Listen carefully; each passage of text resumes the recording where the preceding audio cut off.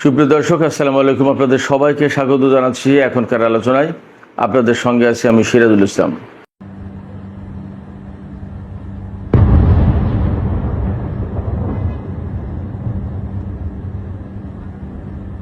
দর্শক, আমেরিকা এবং ইরানের মধ্যে বলা যায় যে পূর্ণমাত্রায় যুদ্ধ শুরু হয়েছে। আমেরিকা গত রাতে ইরানের অন্তত 90টি লক্ষ্যবস্তুতে হামলা চালিয়েছে। তার ভিতরে সবচেয়ে বড় যে বিষয়টি সেটি হচ্ছে ইরানের চবাহার সমুদ্র বন্দর এবং লাবান দ্বীপে হামলা চালিয়েছে। লাবান দ্বীপে একটি তেল রিফাইনারিতে অর্থাৎ তেল শোধনাগারে হামলা চালিয়েছে। এছাড়া আরও বিভিন্ন জায়গায় হামলা চালিয়েছে, আমি বিস্তারিত বলবো। জবাবে ইরানও বাহরাইন, কুয়েত, কাতার এবং জর্দানের বিভিন্ন লক্ষ্যবস্তুতে মার্কিন ঘাঁটিতে হামলা চালিয়েছে। জর্দানের মুওয়াফিক আল সালতি বিমান ঘাঁটিতে ব্যালিস্টিক ক্ষেপণাস্ত্র দিয়ে হামলা চালিয়েছে ইরান। এরই মধ্যে আমেরিকার রিফুয়েলিং ট্যাঙ্কার বিমান কিন্তু আবার মধ্যপ্রাচ্যে এসে পৌঁছেছে। এই পরিস্থিতিতে হরমুজ প্রণালীতে লেগেছে জাহাজের জট।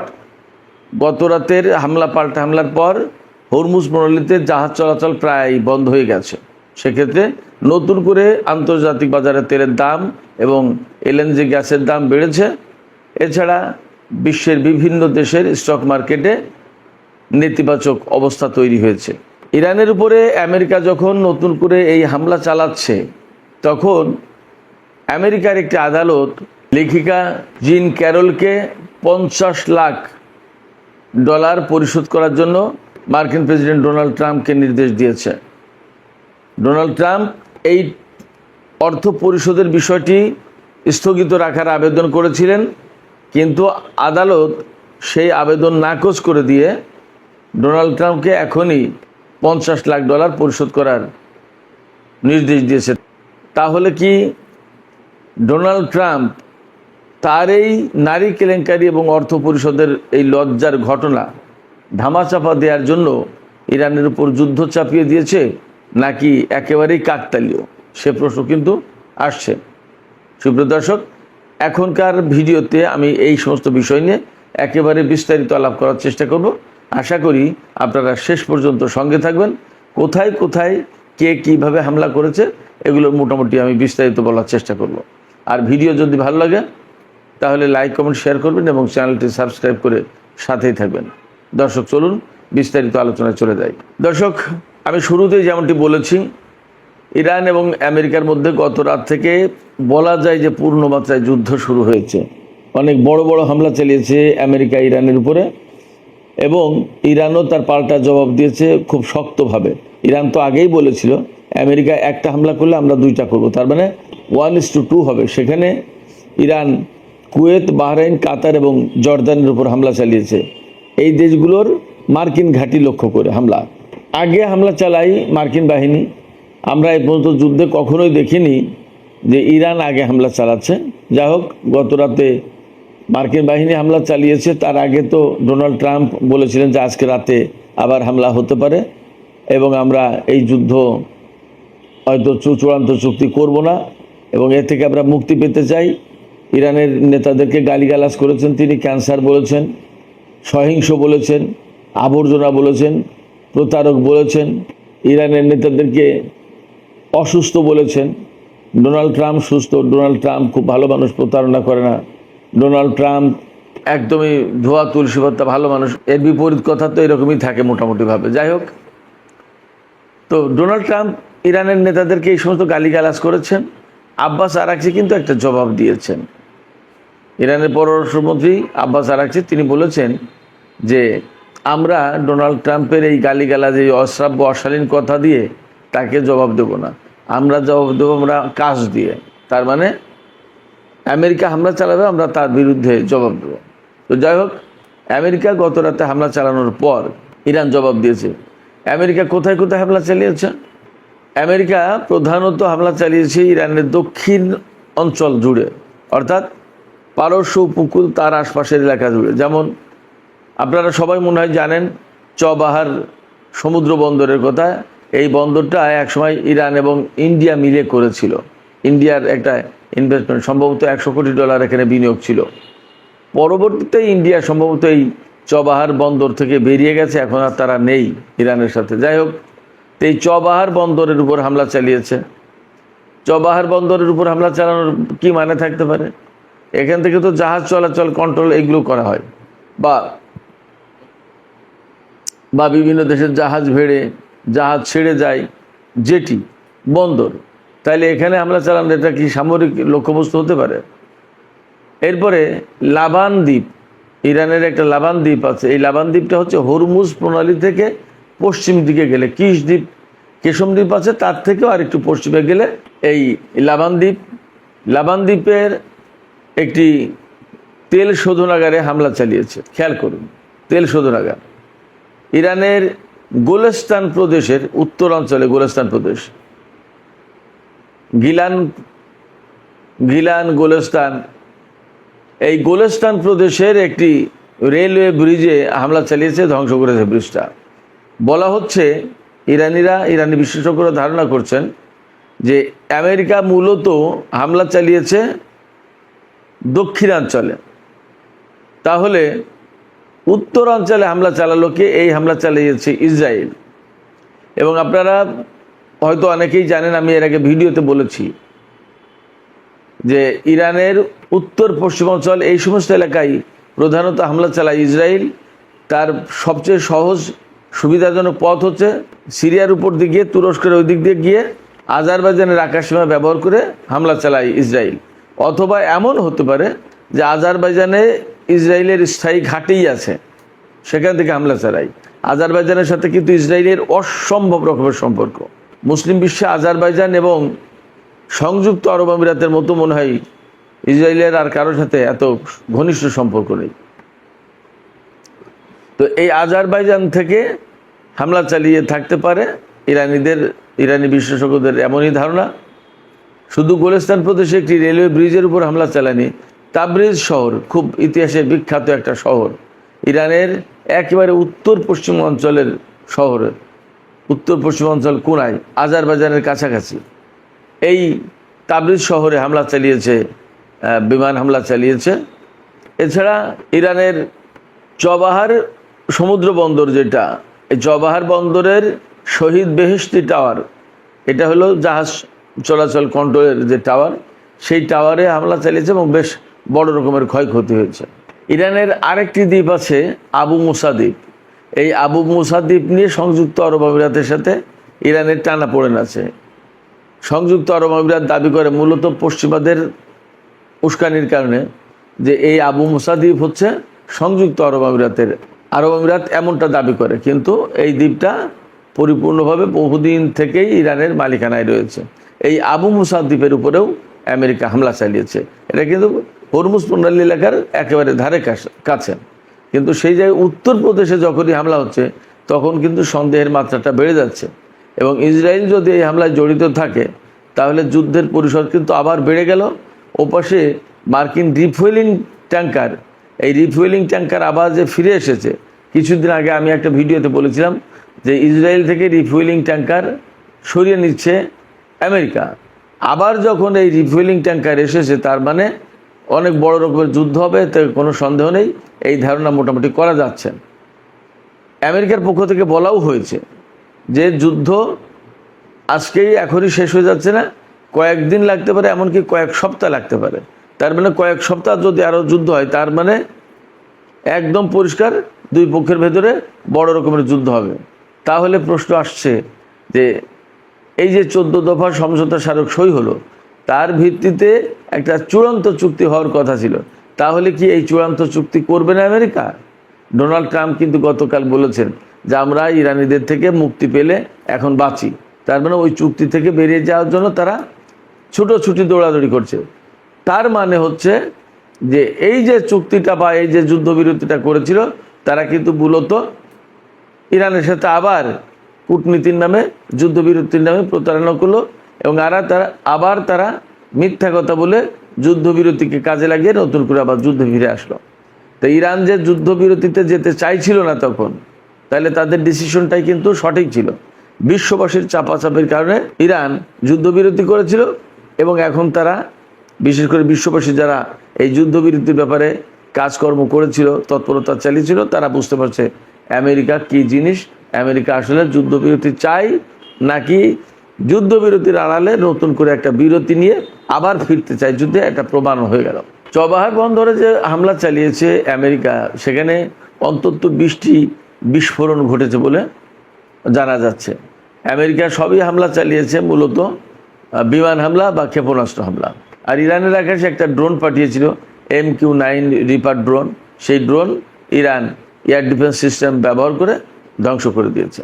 আমেরিকার এই হামলার বিপরীতে ইরান কি কি ব্যবস্থা নিল সেটা আমরা একটু আলোচনা করি। ইরানের উপর হামলার পরপরই IRGC ঘোষণা করে যে তারা পাল্টা হামলা চালাবে, এবং এই ঘোষণার কিছুক্ষণের মধ্যেই হামলা শুরু করে। কুয়েতের আলী আল সালেম এবং আরিফজান এই দুটো ঘাঁটিতে, বিমান ঘাঁটিতে হামলা চালিয়েছে ইরান। এর পাশাপাশি বাহরাইনের 5ম নৌবহরের ঘাঁটি এবং শেখ ইসা বন্দরে হামলা চালিয়েছে। ফুটেজে দেখা যাচ্ছে, বিভিন্ন ফুটেজ ছড়িয়ে পড়েছে এর মধ্যে, সেই ফুটেজে দেখা যাচ্ছে একেবারে ডাইরেক্ট বাহরাইনের 5ম নৌবহরের ঘাঁটিতে ইরানের মিসাইল। এছাড়া নতুন একটা বৈশিষ্ট্য যোগ হয়েছে এই গতকালকের হামলা পাল্টা হামলার ঘটনায়। সেটা হচ্ছে গত কয়েক মাস যাবৎ ইরান কিন্তু কাতারের উপর হামলা চালায়নি, কাতারে কোনো হামলা চালায়নি। গতকাল তারা কাতারেও হামলা চালিয়েছে। তার মানে ধরে নিয়ে যাচ্ছে যে কাতারের বিমান ঘাঁটি থেকে মার্কিন বাহিনী ইরানের উপর হামলা চালিয়েছে, যার কারণে কাতারে ইরান হামলা চালিয়েছে। এরপরে হামলা চালিয়েছে জর্দানে। সৌদি আরবে ইরান কিন্তু কোনো হামলা চালায়নি। তার মানে ধরে নিয়ে যাচ্ছে যে সৌদি আরব থেকে আমেরিকা কোনো হামলা চালায়নি। জর্দানের মুওয়াফিক আল সালতি বিমান ঘাঁটি যেটা, ইরান সেখানে হামলা চালিয়েছে ব্যালিস্টিক ক্ষেপণাস্ত্র দিয়ে। তবে ইরান ইসরায়েলের উপর হামলা চালিয়েছে বলে এখনও পর্যন্ত আমি খবর পাইনি। আমি এই ভিডিও যখন করছি তখন পর্যন্ত খবর পাইনি যে ইরান ইসরায়েলের উপর হামলা চালিয়েছে।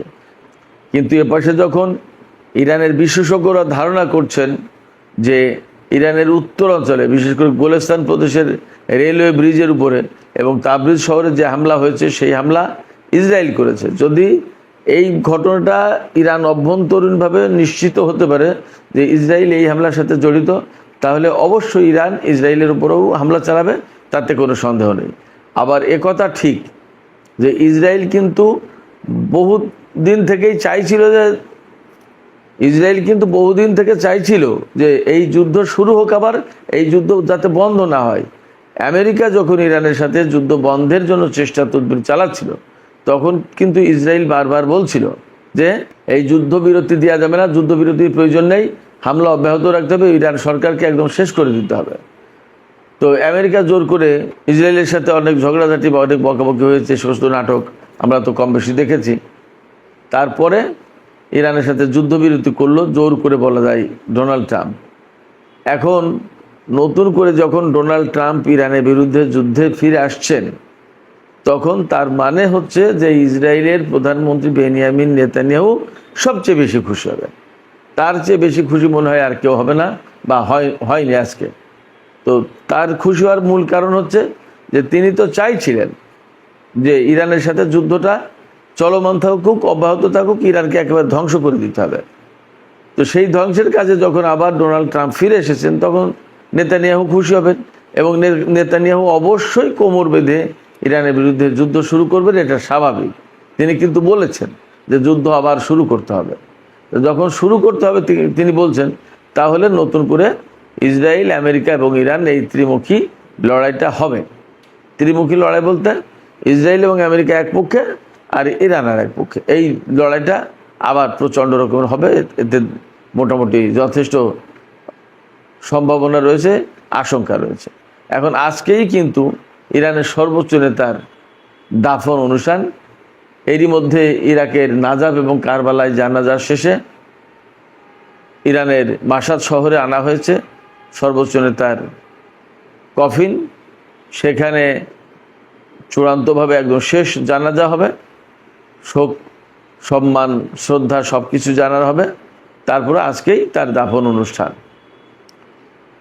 অনেকে ধারণা করছেন যে তেহরানে যত মানুষ হয়েছিল তার চেয়ে বেশি মানুষ হতে পারে মাসাদের এই জানা যায়।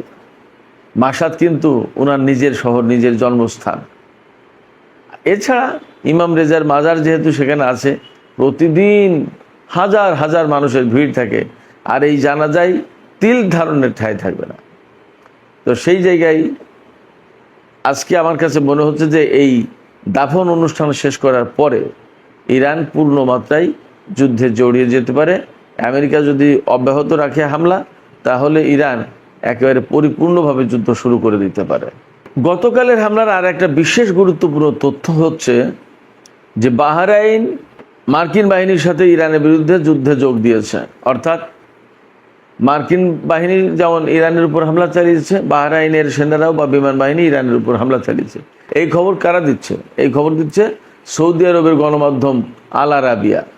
অতএব বাহরাইন যে হামলায় জড়িত তা অবিশ্বাস করার কোনো কারণ আছে বলে মনে হয় না। আল আরাবিয়া যেহেতু সৌদি গণমাধ্যম, আর সৌদি আরব হচ্ছে বাহরাইনের খুবই ঘনিষ্ঠ একটা দেশ। সৌদি আরবের কথায় উঠা বসা করে বাহরাইনের শাসকরা। সেক্ষেত্রে বাহরাইনের বিমান বাহিনী যদি ইরানের বিরুদ্ধে যুদ্ধে জড়িত থাকে, তাহলে ইরান এবার একেবারে চূড়ান্তভাবে হামলা চালাবে বাহরাইনের উপরে, এতে কোনো সন্দেহ নেই। নতুন বৈশিষ্ট্য যোগ হয়েছে। আগের যুদ্ধে কিন্তু সংযুক্ত আরব আমিরাত যোগ দিয়েছিল, এবার যোগ দিল বাহরাইন। তো বাহরাইনে অবস্থিত মার্কিন সামরিক ঘাঁটিতে হামলা চালিয়েছে ইরান। সেখান থেকে বড় রকমের কালো ধোঁয়ার কুণ্ডলি উঠতে দেখা গেছে, এবং ডাইরেক্ট হিট তো করেছে ক্ষেপণাস্ত্র, তা তো দেখা যাচ্ছে। তো এই সামগ্রিক আলোচনা থেকে যে কয়েকটা জিনিস মারাত্মক রকমের অনিশ্চিত হয়ে উঠছে, সেগুলো হচ্ছে ইরানের সাথে আমেরিকার যে চূড়ান্ত চুক্তি হওয়ার কথা ছিল, সেই চুক্তির সম্ভাবনা একেবারেই কমে গেল। তার মানে ইরানের উপর থেকে এখন আর নিষেধাজ্ঞা তুলবে না, ইরানের যে বিদেশে আটকে থাকা অর্থ সেগুলো আর দেবে না। তারপরে ইরান তাহলে আলটিমেটলি পরমাণু কর্মসূচিতে লাগাম টানার কোনো প্রশ্ন নেই। অনেক জায়গায় আলোচনা হচ্ছে যে ইরান পরমাণু কর্মসূচি জোরদার করতে পারে, এমনকি পরমাণু বোমা বানিয়েও ফেলতে পারে। যেহেতু আগের যে রাহবার ছিলেন তিনি ফতোয়া দিয়েছিলেন, তিনি নেই, এখন সেই ফতোয়া ইরান মানতে আর বাধ্য কিনা সেটা নিয়ে হয়তো আলাপ আলোচনা হবে। হয়তোবা পরমাণু বোমা বানিয়ে ফেলতে পারে, জানি না কি হবে, কিন্তু এমন আলোচনা চলছে। আর যে জিনিসটা হবে সেটা হচ্ছে যে আবার মধ্যপ্রাচ্য মারাত্মকভাবে অস্থিতিশীল হয়ে উঠল। এর মানেই হচ্ছে যে হরমুজ প্রণালী প্রচণ্ড অস্থিতিশীল, এবং সেখান দিয়ে আর জাহাজ এখন চলাচল করতে পারবে কিনা আদৌ, সেটা নিয়েই প্রশ্ন। যখনই হরমুজ প্রণালী অস্থিতিশীল, জাহাজ চলাচল অনিশ্চিত, তখন তেলের দাম অলরেডি বেড়ে গেছে, গ্যাসের দাম অলরেডি বেড়ে গেছে, এবং আরও বাড়বে। সাকুল্যে বলা যাবে যে তেল গ্যাসের বাজারে আগুন লেগে গেল। যখনই তেল গ্যাসের বাজারে আগুন লেগে গেল, তখন সারা বিশ্বের অর্থনীতিতে ধস নামবে, অর্থনীতি স্থবির হবে, পণ্যমূল্য বেড়ে যাবে। এবং এবার কিন্তু যদি যুদ্ধ প্রলম্বিত হয়, দীর্ঘ হয়, তাহলে একটা অর্থনৈতিক মন্দাভাব সৃষ্টি হতে পারে, কিছু বলা যাচ্ছে না। এবং দুই পক্ষ যদি যুদ্ধে জড়িয়ে যায়, তাহলে ইসরায়েলের লক্ষ্য থাকবে এবার ইরানের যে নতুন সর্বোচ্চ নেতা, তাকে দুনিয়া থেকে সরিয়ে দেওয়ার চেষ্টা করা। তারা কিন্তু অলরেডি হুমকি দিয়ে রেখেছে আরও নেতাদেরকে হত্যা করবে। তাহলে ইরানের পক্ষ থেকে এবার আরও অনেক বেশি বড় মাত্রার যুদ্ধ করতে হবে বা করবে, এটাও তাদের ভাবতে হচ্ছে হয়তোবা। সেক্ষেত্রে যে পরিস্থিতি, তাতে মধ্যপ্রাচ্যে আরও আগের চেয়েও বড় যুদ্ধ দেখতে যাচ্ছি, এমন হলেও অবাক হওয়ার কিছু থাকবে না। সুপ্রিয় দর্শক, এখনকার আলোচনা এখানে শেষ করতে চাই। যাবার আগে আমি আপনাদের কাছে জানতে চাই যে আসলে আমেরিকা এবং ইসরায়েল যে ইরানের উপরে নতুন করে বড় যুদ্ধের একটা জোট পাকাচ্ছে বা পরিকল্পনা করছে, আসলে তাদের মূল উদ্দেশ্যটা কি? ইরানের নতুন সর্বোচ্চ নেতাকে, নতুন নেতৃত্বকে সরিয়ে দেয়া, নাকি আরও বড় চাপ সৃষ্টি করে ইরানকে আরও নতজানু করে অন্য কোনো চুক্তি সই করানো? আপনাদের মতামত কি সেটা জানিয়ে কমেন্টে লিখতে পারেন। আর ভিডিও ভালো লাগলে লাইক, কমেন্ট, শেয়ার করবেন এবং চ্যানেলটি সাবস্ক্রাইব করে সাথেই থাকবেন। দর্শক, এখনকার মতো এখানেই আজকের আলোচনা শেষ করছি। আপনারা সবাই অনেক অনেক ভালো থাকুন। আল্লাহ হাফেজ।